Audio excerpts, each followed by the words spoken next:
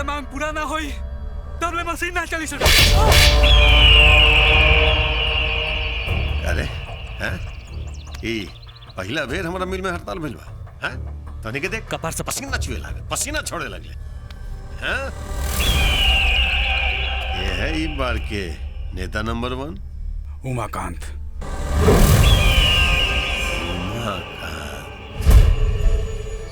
चल ये उमाकांत के भी देख लिया जाओ। हमारी मांगे हमारी मांगे हमारी मांगे हमारी मांगे हमारी मांगे हमारी मांगे हमारी मांगे हमारी मांगे हमारी मांगे हमारी मांगे हमारी मांगे।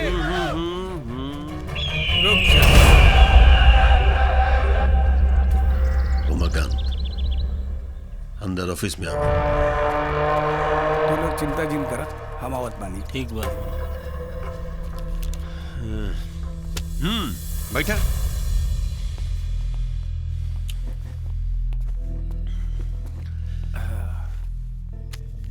बोला का चाहिए? बस वो मजदूर लोगन के वेतन के बढ़ोतरी और उनकर सुरक्षा के इंतजाम। कैसन सुरक्षा?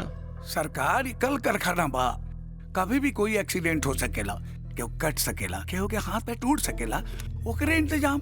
ठीक बा तारा खातिर हो जाई, बाकी मजदूर सबन के तू समझाला। ई रउआ का कहत बानी सरकार? अरे हम अपने स्वार्थ के खातिर उन मजदूरन के साथ हम गद्दारी ना कर सकेला। रउआ ये मांग मान ली, काले से राव कारखाना चालू हो जाए।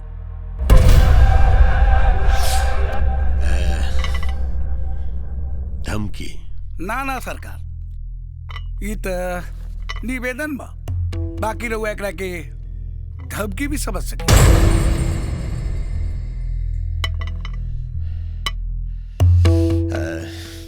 ठीक बा हो जाए। अभी की बात हुई, कल से फैक्ट्री में काम शुरू करवा दी। जी अच्छा, प्रणाम।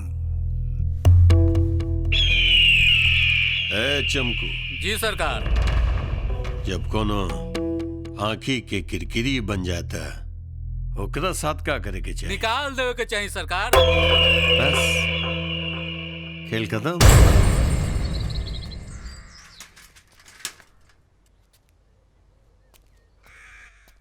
ए राजा के माई बारू हो। अरे रहुआ आ गई नी? हाँ भाई आ गए। चलिए एक लोटा पानी मंगावा। अरे आरती, बाबूजी खातिर एक लोटा पानी ले आवा। जी माई। और बताई सब ठीक रहल ना? अरे बहुत बढ़िया रहल, हमनी के जितना मांग रहे ना मालिक मान लेना। ये तो ठीक भइल, सबके राहत मिली। आजकल बच्चन के पढ़ाई लिखाई में कम खर्च थोड़ी ना होला। हाँ भाई। बाबूजी पानी लावा बेटी।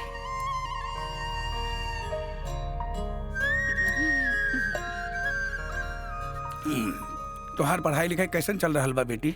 ठीक चलत बा। अच्छा जा, साइकिल पे झोरा में सब्जी रखल बा, लेके आओ। ठीक बा। जा। एकर ब्याह शादी हो जाई और राजा अपन पढ़ाई लिखाई करके सेटल हो जाइए, फिर सारा के सारा हमार टेंशन खत्म हो जाए। रहुआ काहे चिंता कर रहल बानी?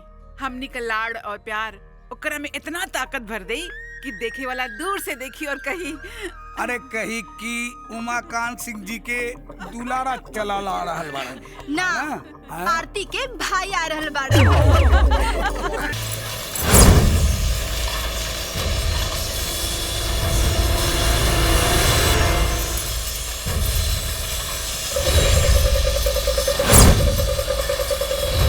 उमाकांत।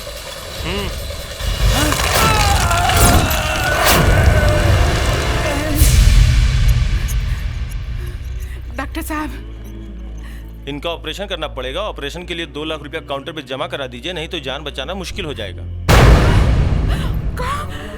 हे भगवान, इतना पैसा कहाँ से आई? भाई साहब, इतना पैसा का जुगाड़ कहाँ से हुई? तू घबरा मत बहन, हम बानी नु। जेकरा काम में हाथ कटल है उहे पैसा दे। तू चला हमारे साथे पहले चला। आरती, तू यहीं रुका, हम आवतानी। हाँ ठीक बा भाई। मालिक, उमाकांत बाबू के बचावे के लेल 2 लाख रुपया के तत्काल जरूरत बा, जे अभी चाहिए। वरना उमाकांत के जान बचावल मुश्किल ही ना नामुमकिन हो जाई। जी मालिक। अरे रे रे रोई मत हम कुछ करता नहीं। देख चमकू जी मालिक। एक काम कर, उमाकांत जी की पत्नी से ना ये पेपर पर साइन करवा करके और जितना पैसा लगी जाकर के हॉस्पिटल में पहुंचवाओ। हाँ अभी क्या अभी, ठीक ना? ठीक हो जाए। हाँ ई एहसान के बोझ हमने पर जिंदगी भर रही मालिक। अरे अभी मैं एहसान के काबा था। अब ये मालिक की कुर्सी पर बैठला के बाद थोड़ा बहुत ऊंच नीच देखिए के पड़ेला ना।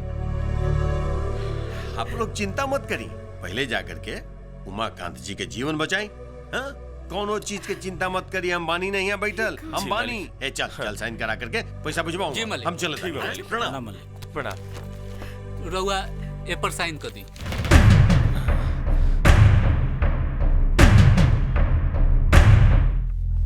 का भाई लग सर? देखिए उनका एक हाथ निकालना पड़ा, अभी उनकी कंडीशन पहले से बेहतर है, अब वो होश में आ गए हैं, आप लोग जाके मिल सकते हैं। चला भाई। बाबूजी। का उमाकांत अरे भाई? बेटी काहे कर वो तारू, होली के टाल सकेला, जवन होके के रहलू तो हो गई। राजा के भाई रो मत, अपने आप के संभालो। हम अपने आप के का संभाली, राउर तकलीफ देखल नहीं के जात। अरे बल्ली हाथे नु कटल हा, हम जिंदा तो बानी नु। बाकी एक बात, इस बात की खबर राजा के ना मिले के चाहिए। ठीक बा। भले ही खेत बाड़ी सब बिक जाए, कोनो बात नहीं के, बाकी ओकरा पढ़ाई लिखाई में कोनो कमी न होके के चाहिए। तन को ना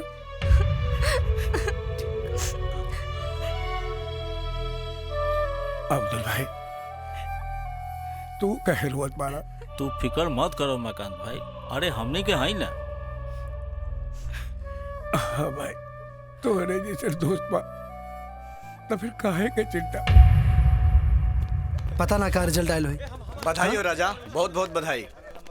अरे बधाई हो राजा, का बात बा, पूरे कॉलेज में टॉप कर ले बा। थैंक यू यार। राजा भाई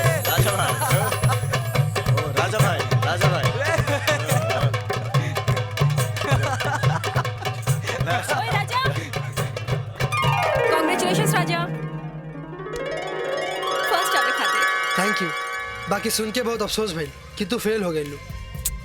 हमें इम्तिहान में ना फेल भइल बानी, बाकी हम कोशिश करब कि जिंदगी के इम्तिहान में जरूर पास हो जाए।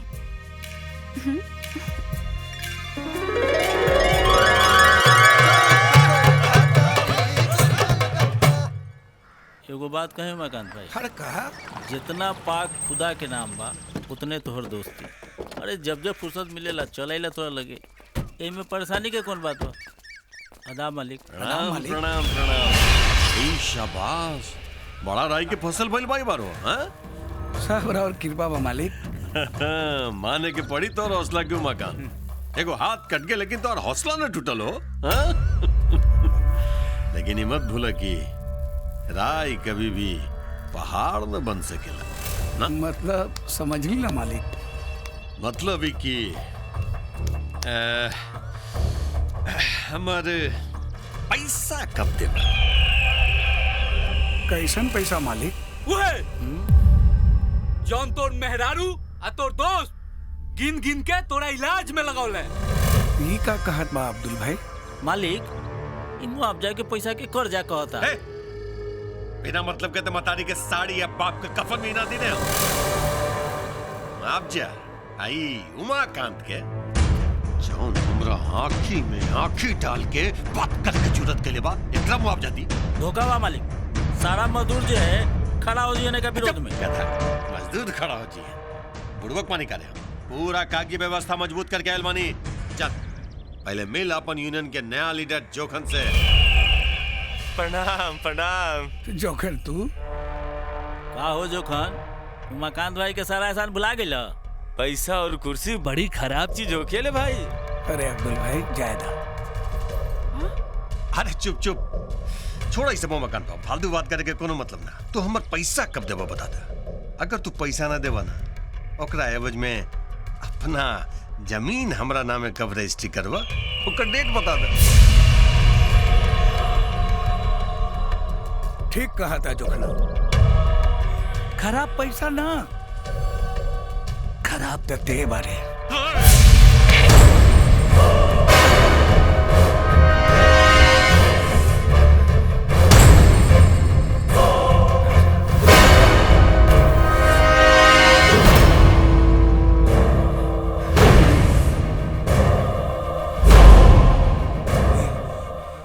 पैसा के बदले पैसा ली। अगर हाथ चलल तो सामने वाला के पैर भी चल सकेला। बड़ा तेवर बारे लौंडा तोरा में। क्या रे, कलेक्टर बन के लेगा तू? हाँ?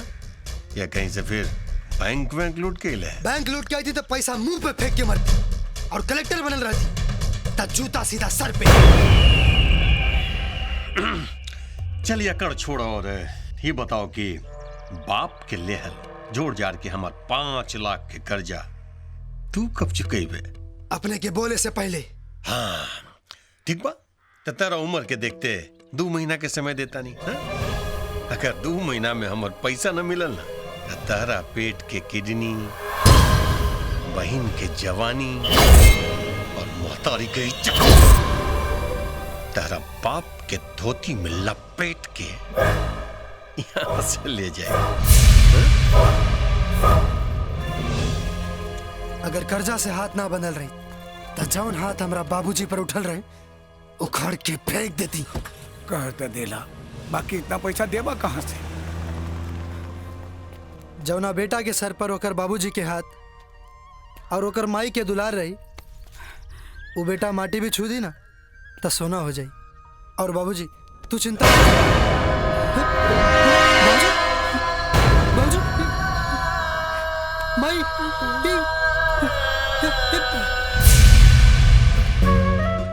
Click on the bell icon to get regular updates from Venus.